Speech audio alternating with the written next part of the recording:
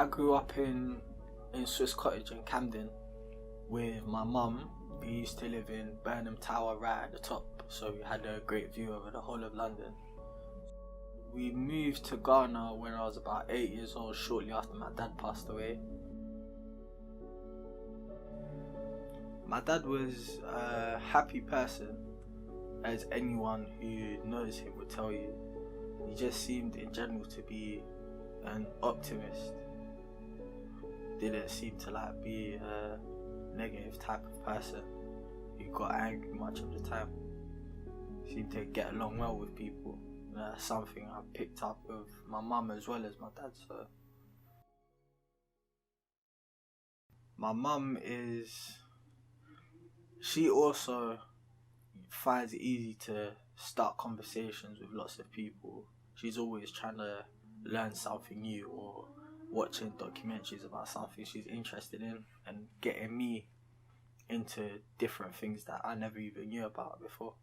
It was her who originally got me onto trading Forex as a whole. I knew nothing about it before she mentioned it to me.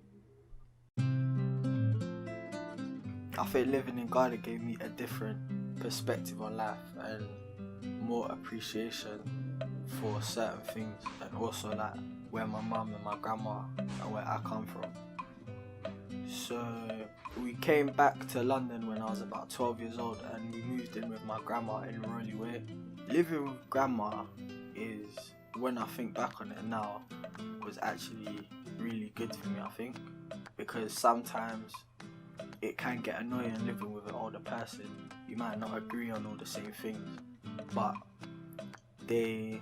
when you sit down and you listen to them, they do impart a lot of knowledge and wisdom onto you, and you learn certain values like gratitude and appreciation for things. And yeah, I think when you have a grandparent that's involved in your life as much as my grandma is involved in mine, you're a very lucky person to have that influence. I went back to secondary school in year 8. I went to UCL Academy, which is in Swiss Cottage, so it's not too far where I used to live. So at school I was doing alright at first, but my grades started to slip because I wasn't really interested in school at the time, and I just used to get in trouble and stuff like that.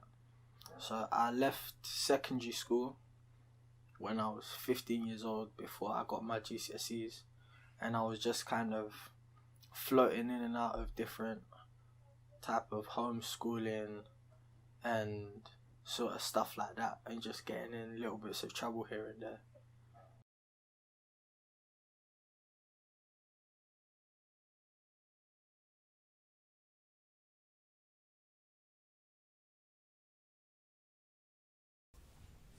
So you spoke about getting into trouble. Do you want to just elaborate on that a little bit?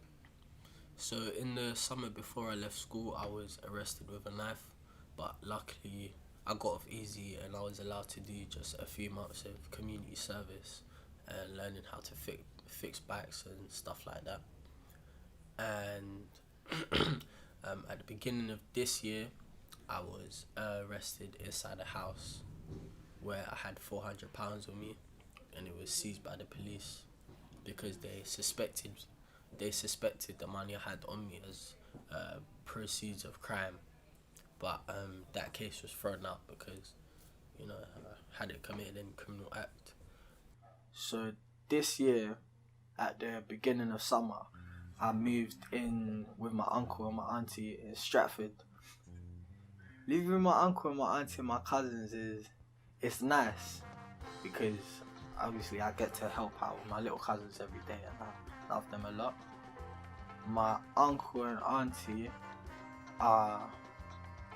they're nice to live with as well, because I like the family dynamic they all have. It's like being in a real life sitcom. But they can ease up with me washing their dishes and stuff like that, but apart from that, I can't really complain.